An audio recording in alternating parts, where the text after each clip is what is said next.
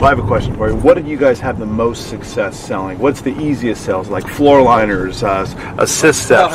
What do you guys find the most? Remote starts, all weather mats. Remote starts, yeah. Bed liners, tonneau covers. You know, it's all the stuff that a customer, no matter what, is going to buy. So why not have? Why shouldn't they buy it from you at a good price and include it in the financing? That's it. Do you find that the salespeople are achieving any success selling that, or is it all sold through F&I? Well, I think the salespeople play a critical role because they're the ones that have to have the most important job, which is to listen. And when you listen and you find out what the hot button of the guest is, whether it's convenience, maybe it's performance, maybe it's comfort, and that's where you can realize, oh wow, they commute a lot, they live in the snow belt just a few miles north of us. They might want the remote start and the all-weather mats and those comfort features that maybe the vehicle didn't come with from the factory. Right. So, do you guys find that, do you incentivize the salespeople to sell that stuff? Do you put all that, so if you buy a new pickup, right, the most accessible, the more accessorizable, whatever vehicle, do you find that the salespeople, when they're properly compensated, they'll sell their butts off and say, hey, I'm putting a bed liner, floor liners, I'm putting bed caps, I'm putting 22-inch wheels, you name it. Do you find that works, or who pushes it the hardest? So my theory is sometimes you got to prime the pump. If you don't have a process in place, if you're not being successful at it, if it's not a part of the process and the culture, sometimes it is important to show the benefit first.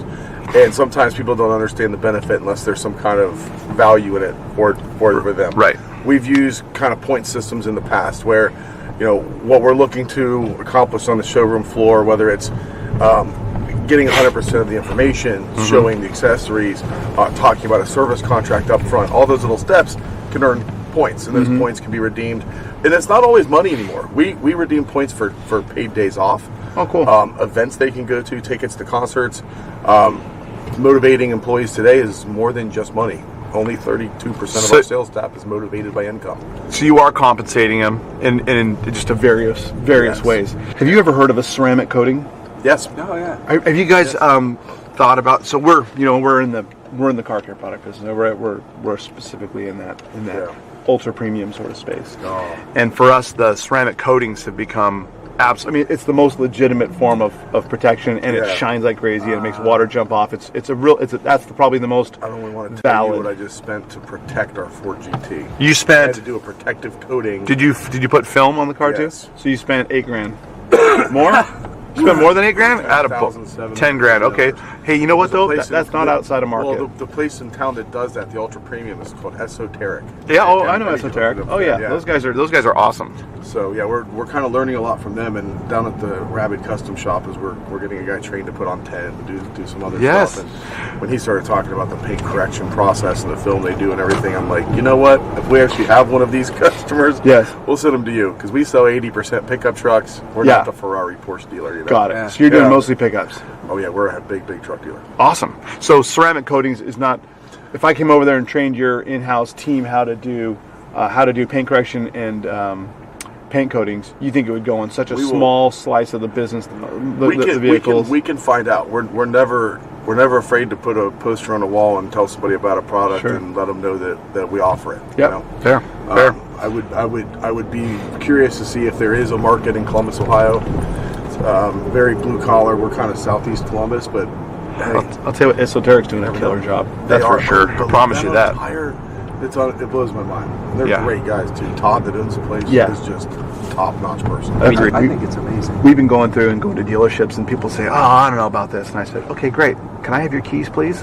I'll take the car." We did this car because this car was rougher than a night in jail. Anyway, so what we do is we go to these dealerships, we go to the dealer principals, and if they're not totally convinced, I said, "Can I go ahead and detail your car? And I'm going to go ahead and ceramic coat it, I'll pull the wheels off, do the wheels and everything." And they go, "Seriously?" I'm like, "Yeah, I'll do it for free." I'm like, "Okay, fine." And then, boom, I call them a month later. They're like, "Okay, we are definitely on board with this. We are going to go right ahead and do this. I love this. I can't believe it. You're a pressure washer away from clean all the time," which is really nice. That means less abrasion, less scratching, blah, blah, blah. But now the ceramic coatings are neat, and that's, It's amazing. you're moving the So truck. Rick, I have a question for you. As we're finishing up here, what was your very first car when you were a kid? My very first car. So I was really lucky and special because when I was 15 years old, I got real sick, and I remember I was asking my dad for a Bronco. I wanted a Bronco. And on my 16th birthday, we go out to dinner, and he says, in a few minutes, there'll be two cars that pull out front. One is a Bronco, like what you wanted. The other one is the first 1995 SVT Cobra Mustang in the Midwest. Whoa! And if you want that one, and I walked out, and sure enough, got in this black Shelby Cobra. Absolutely couldn't believe it, 16-year-old kid. And then I found out really quickly what demo meant. Because 3 months into my first car, I had headlight covers on it, all the cool stuff the kids did in the late 90s. Yep. I get a phone call, probably from Jim. Hey, we're going to come to your school and pick your car up. We've got it sold. I said, what do you mean got it sold? Yep.